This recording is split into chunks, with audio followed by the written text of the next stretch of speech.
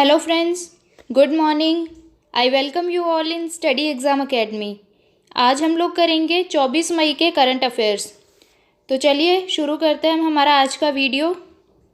हमारा पहला सवाल है, भारतीय रिजर्व बैंक ने रेपो रेट घटाकर कितना प्रतिशत कर दिया है? यानी रिजर्व बैंक ऑफ इंडिया ने रेपो रेट को कट किया है, तो ये कट करके अब कितना प्रतिशत कर दिया है? ऑप्शंस आर 1%, 2%, 3% या फिर 4%।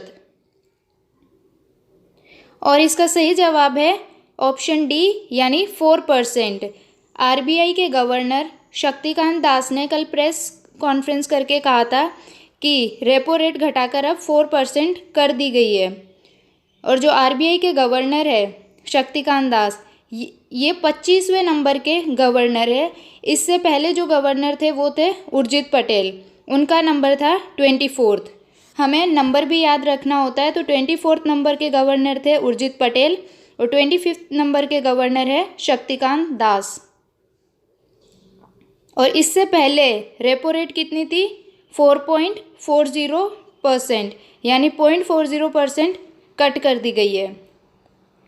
अगला सवाल, किस देश ने कोरोना वायरस के कारण अगले 3 दिनों तक अपना झंडा आधा फहराने का आदेश दिया है? यानी कौन सा कंट्री है जो कोरोना वायरस के कारण अगले 3 दिन तक अपना झंडा आधा फहराएगा? Options are Bharat, Pakistan, America या फिर चीन। और इसका सही जवाब है ऑप्शन सी यानी अमेरिका। अमेरिका अगले 3 दिनों तक अपना झंडा आधा फहराएगा। अमेरिका में कोरोना वायरस से 1 लाख से भी ज़्यादा लोगों की मृत्यु हो चुकी है, तो इसीलिए डोनाल्ड ट्रंप ने कहा है कि अगले 3 दिनों तक यहाँ पर आधा झंडा फहराया जाएगा। और यहाँ के राष्ट्रपति है डोनाल्ड ट्रंप। अगला सवाल, राष्ट्रमंडल दिवस कब मनाया जाता है? ऑप्शंस आर 21 मई, 22 मई, 23 मई या फिर 24 मई। और इसका सही आंसर है ऑप्शन डी 24 मई। 24 मई को राष्ट्रमंडल दिवस मनाया जाता है। सन 1909 में महारानी विक्टोरिया ने पहली बार अपने जन्म दिवस पर इस तरह के संगठन के बारे में विचार किया था। फिर उनकी मृत्यु के 1 साल बाद सर्वप्रथम एम्पायर डे मनाया जाने लगा। यानी सबसे पहले महारानी विक्टोरिया ने 1901 में सोचा था इस तरह के संगठन के बारे में, लेकिन फिर उनकी मृत्यु हो गई थी। तो उनकी मृत्यु के 1 साल बाद से यानी 1902 से एम्पायर डे मनाना जाने लगा। फिर क्या हुआ, 1958 में इसका नाम चेंज करके राष्ट्रीय मंडल दिवस रख दिया गया। यानी पहले इसका नाम था एम्पायर डे, फिर 1958 से इसका नाम पड़ गया राष्ट्रीय मंडल दिवस। और इसका नाम चेंज किया था हेराल्ड मैकलिन ने। दुनिया में ब्रिटिश साम्राज्य का राज हुआ करता था। जैसा कि आप सब लोगों को पता है, पहले ब्रिटिश साम्राज्य का राज हुआ करता था। तो इन सभी देशों को एकता के सूत्र में बांधने के लिए इस दिवस को मनाया जाने लगा। अगला सवाल, किस राज्य सरकार ने ब्रेक द चेन कार्टून अभियान शुरू किया है? यानी break the chain cartoon programme जो है ये कौन से स्टेट गवर्नमेंट का है?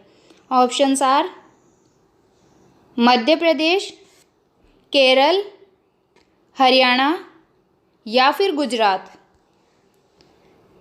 और इसका सही जवाब है ऑप्शन बी केरल।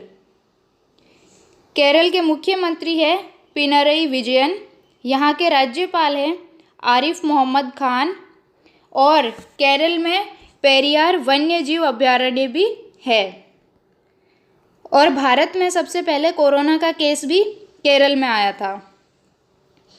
अगला सवाल, हाल ही में भारतीय नौसेना ने किस नाम से स्वदेशी रूप से निर्मित पीपीई किट बनाए हैं?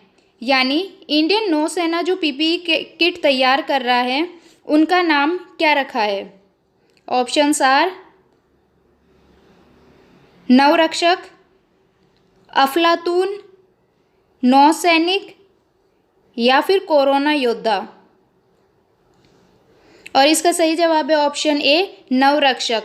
यानी नवरक्षक नाम के जो पीपीई किट तैयार किए जा रहे हैं ये भारतीय नौसेना द्वारा बनाए गए हैं। इस किट का निर्माण भारतीय नौसेना के द्वारा किया गया है। अगला सवाल, हाल ही में भारत दुनिया में व्यक्तिगत सुरक्षा उपकरणों का कौन सा सबसे बड़ा देश बना है? यानी जो पीपीई किट तैयार हो रहे हैं अभी, इसमें इंडिया का कौन सा नंबर है बनाने में? ऑप्शंस आर पहला, दूसरा, तीसरा या फिर चौथा। इसका सही जवाब है ऑप्शन बी यानी दूसरा। पहले नंबर पर है चीन पीपीई किट बनाने में और दूसरे नंबर पे है भारत। सबसे ज़्यादा किट तैयार किए जाते हैं चाइना में, उसके बाद भारत में। भारत 2 महीने के थोड़े से समय के भीतर व्यक्तिगत सुरक्षा उपकरण बॉडी कवर का दुनिया का सबसे बड़ा दूसरे नंबर का निर्माता देश बन गया है। अगला सवाल, हाल ही में किस आईआईटी ने एल्जाइमर्स के कारण स्मृति हानि को रोकने के लिए एक नए तरीके की खोज की है? यानी जो एल्जाइमर्स बीमारी होती है इसमें इंसान का मेमोरी लॉस होने लग जाता है, तो अब उसको रोकने के लिए कौन से आईआईटी ने एक नया तरीका खोजा है ताकि इसमें मेमोरी लॉस कम से कम हो? Options are IIT Mumbai, IIT Chennai, IIT Guwahati या फिर इनमें से कोई नहीं। और इसका सही आंसर है option C IIT Guwahati. IIT Guwahati ने एल्जाइमर से जो मेमोरी लॉस होता है उसको रोकने के लिए एक नए तरीके की खोज की है। एल्जाइमर्स बीमारी रिलेटेड है हमारे दिमाग से, यानी ये बीमारी मस्तिष्क से जुड़ी हुई है। अगला सवाल, किस राज्य सरकार ने मॉनसून के बाद होने वाली बीमारी इन्फ्लुएंजा N1H1 के लिए राज्यव्यापी टीकाकरण शुरू किया है? यानी कौन सा स्टेट गवर्नमेंट है जिसने मॉनसून के बाद जो बीमारी होती है इन्फ्लुएंजा N1H1 उसके लिए वैक्सीनेशन शुरू किया है? ऑप्शंस आर राजस्थान, हरियाणा, गुजरात या फिर मध्य प्रदेश। इसका सही जवाब है ऑप्शन बी यानी हरियाणा। हरियाणा की सरकार ने N1H1 इन्फ्लुएंजा के लिए वैक्सीकरण शुरू किया है।